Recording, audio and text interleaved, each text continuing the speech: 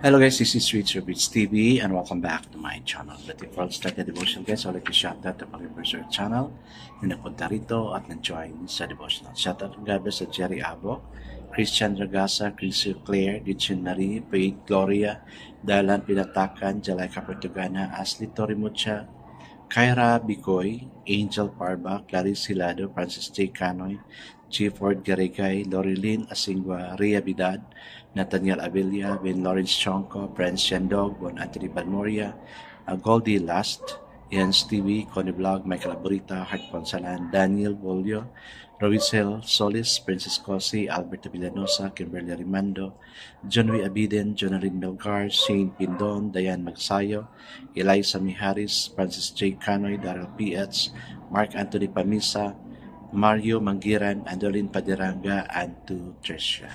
Shout out na rin sa mga hindi nakisabay naman sa devotional but still nagpunta pa rin dito para manood at makinig sa devotional. God bless us all guys.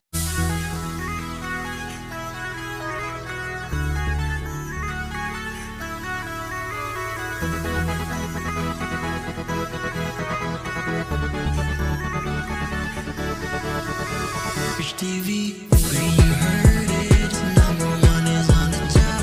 Good advice, they'll never stop. Rich TV, where you heard it, number one is on the top. Good advice, they'll never stop. So guys, it's Wednesday again and asking you kung nakapagsimba na ba tayong lahat. Kasi nga, sabi ko, most of the churches every Wednesday has mass and even has prayer meeting. At sana, huwag natin kaligtaan na dumalo, especially those who has time to join. Kasi yung fellowship is also a way na mag-grow tayo. Our guys, let's now proceed to our devotional. Let's open our Bible to Luke chapter 9 verses 23 to 27. This is about Peter's confession of Christ. And still guys, I'm using the devotional sa the Bible because the words used is so simplified na maintindihan talaga natin. Okay, the word of the Lord in Luke chapter 10 verses 23 to 27 says, Then he said to them all, If anyone would come after me, he must deny himself and take up his cross daily and follow me. For whoever wants to save his life will lose it, but whoever loses his life for me will save it. What good is it for a man to gain the whole world and yet lose or forfeit his very soul? If anyone is ashamed of me and my words, the Son of Man will be ashamed of him when he comes in his glory and in the glory of the Father and of the holy angels. I tell you the truth, some who are standing here will not taste death before they see the kingdom of God. Amen and amen. Yes, let's pray. Father God, like Elijah na hindi namatay because you take him with a chariot of fire and even the eunuch, O Lord God. Sila yung mga taong binigyan mo ng privilege, O Lord God, na hindi namatayan. Kinuha mo na sila. Well, to some of us probably, O Lord God, during your coming, in an instant, O Lord God, will be taken up to heaven. But to us, I do not know if we can still reach that time. I pray to God to please prepare us to be serious with our relationship with you because really wanted to go to heaven. Alam nga naman, Lord God, na our life here is not good on earth, but yet we still dream to go to heaven. Of course, we need to do some preparation in order to go with you and live with you there in your heaven. Thank you for the privilege, Lord God, of growing. Thank you that you are there leading us in order to become closer and to you.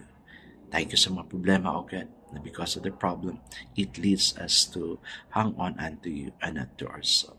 Teach us to be truly dependent unto you, O God. Lord, I pray for those who are here na nagsakripisyo ng time nila just to listen and watch of this devotional.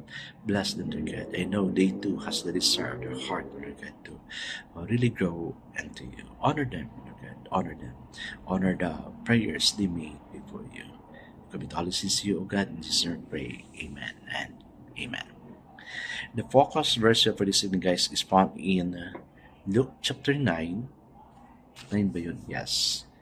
Verse 24, it says, Whoever desires to save his life will lose it, but whoever loses his life for my sake will save it.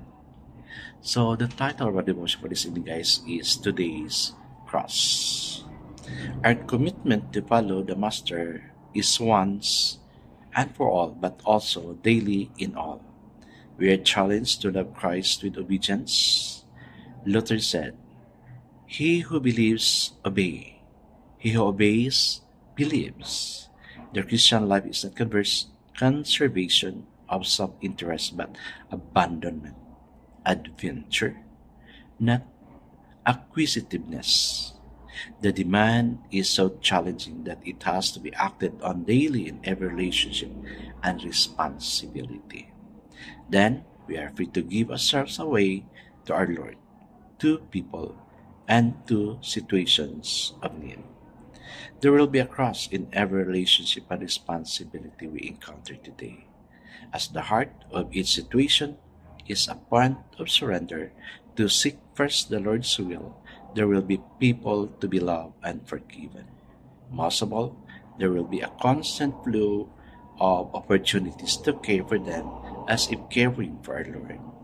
Samuel Rutherford said, "If you take your cross and carry it lovingly, it will become to you like wings to a bird and sails to a ship." Amen and amen. Yes guys, no? Lahat tayo may cross na pinapasan.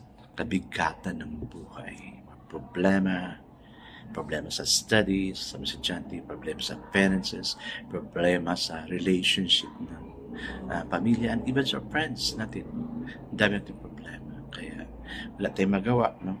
That's really our cross. And that's also my cross, no? Na kinikare ko, but kapit lang tayo kay Lord. Yan yung ginagawa ko, no? So, wala tayong magawa talaga dyan. Let's just cling on to God. And then, tayo? Let's disobey what the Lord is saying to us. Kasi, naghihirapan tayo dito sa mundo, but God's promise is, He will soon give us comfort if we are already in His heaven. Kaya, walang kumo if we're going to follow God, to be with God. The safest place to be with is to be with God. I guess let's not pray. Father, teach us to really cling on you, especially that many of us are carrying a cross already too burden. Lord, we unload this burden unto you, Lord God. Kasi Lord, dapat hindi kami papasan. Inako mo na, Lord God, pagpasan ng cross namin, Lord God. You even die on a cross on our behalf. That's right, Lord. We'll keep all those heaviness we have in our heart so we can really move on. Amen and amen. Guys, may siya dito, question siya. The only question is, Lord, what do you want me to do? O nga, ano ang gusto ni Lord na gagawin mo? Think about it.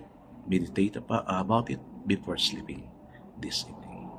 God bless us always. Because anyone shall bless us 10 times better. This is again Rich Birds TV. Kita-kita tayo muli at sa muli. Paalam!